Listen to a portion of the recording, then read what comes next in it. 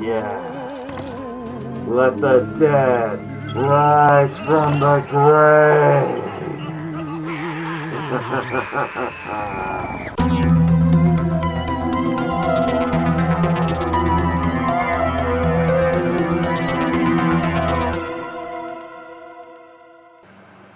Welcome, YouTubers of the world, to the first video on Mega Halloween Mixer.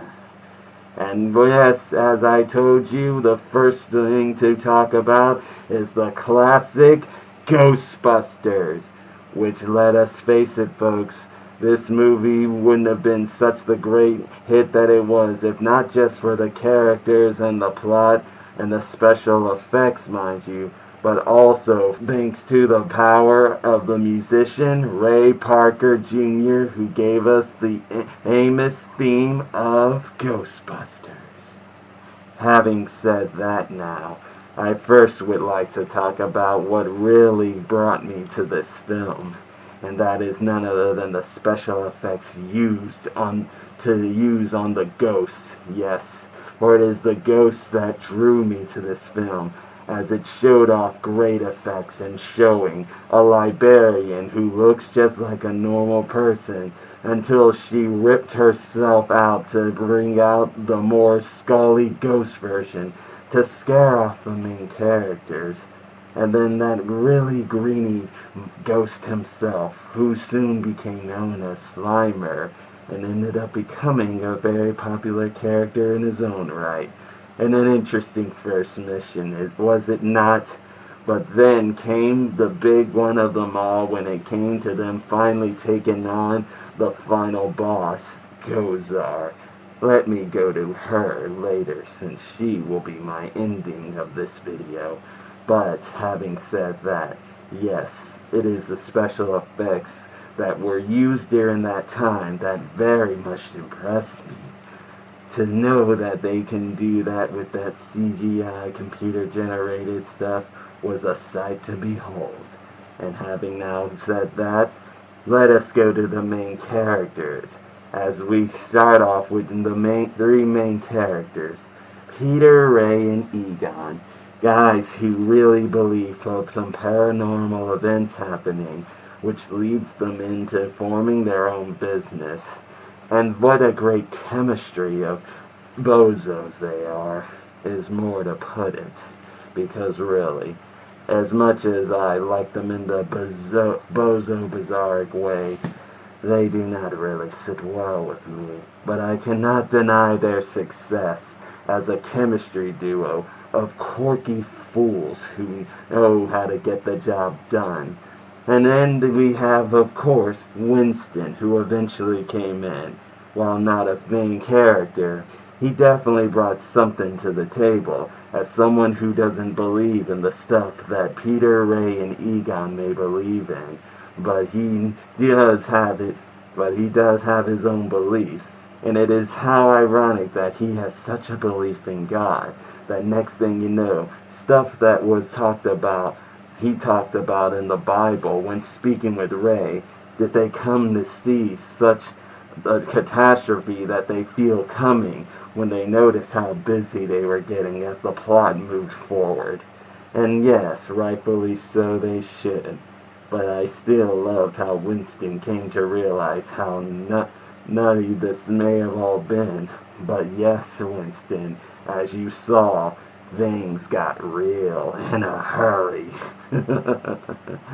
Oh yes, but let us not forget, how could we have not gotten to the final act if not for a buffoonish environmentalist who really thought he knew what he was doing?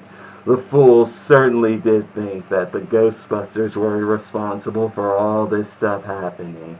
How normal of a fool to think, just because something out there is happening, they think just because someone is there to stop it, they are responsible for it.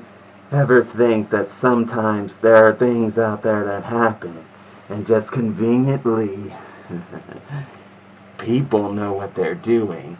There are the right people there because they just seem to have an interest in it. So how about next time, Mr.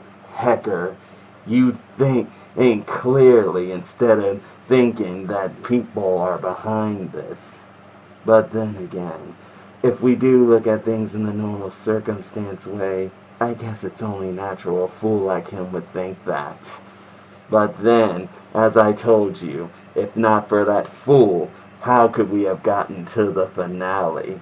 Which, of course, which was led up to it, thanks to Dana and a boy named Lewis, two people who lived in the apartment of a place that was actually created for, as Ray put it, the door to Spook Central, because it was the door to be opened up to bring us Gozar, the Destroyer, and it would not have been possible without the help of those goblin dogs known as Zul, the Gatekeeper, and Vinx, the Keymaster, the two who possess gargoyles who possess those two had some really interesting moments right there. They may have been brief, but they really brought things to the table with their brief appearance and possessing Dana and Lewis. And of course, that is, once they got together, brought us the final battle, and where, surprisingly, Gozar was a woman. You would think that considering how she was described, she would have been a man. But it's as Egon said, it's whatever it wants to be. And what an interesting moment and confrontation. Ray denies being a god. Very big mistake, you foolish man.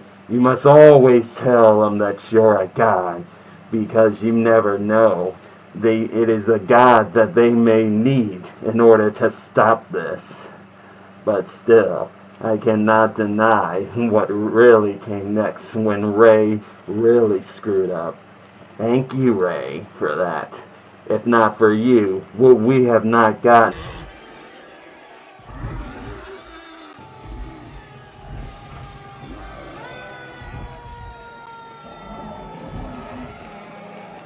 Yes, the Stay Puft Marshmallow Man. A true sight to behold, as it was something you would not see every day indeed, but truly a sight to behold. And what a great effect that was. A giant marshmallow man ready to destroy the world.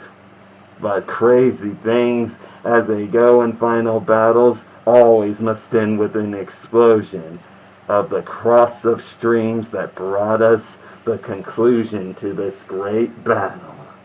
A sight to behold indeed, guys. I enjoyed this movie. The comedy, I will not lie, not my bestness, but of course, I am a dark man, a vigilante, a no-nonsense serious person in a sense.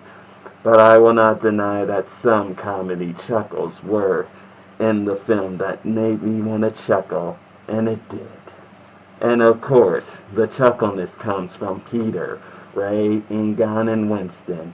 Mostly Peter, whose charisma, done by Bill Murray, perfectly done, and his chemistry with everyone, and his quirky, no-nonsense attitude, or better yet, humorous attitude, to get under other skins and get with the girl, is what really counted for this movie. And yes, Ray, Egon with his more scientific approach, and Ray being the very nerdy one of the team, and as I said, Winston, the go-with-the-flow guy, all worked well. But I have done my say of the day. Yes, guys, Ghostbusters, a film that really sparked and affected things in culture-wise, especially the theme song. Loved every minute of it. But I have said my part, and now I leave it all to you. What did you all think of the film? Please tell me in the comment section down below of this great classic. And having now said that, if we enjoy this film, do click that like button.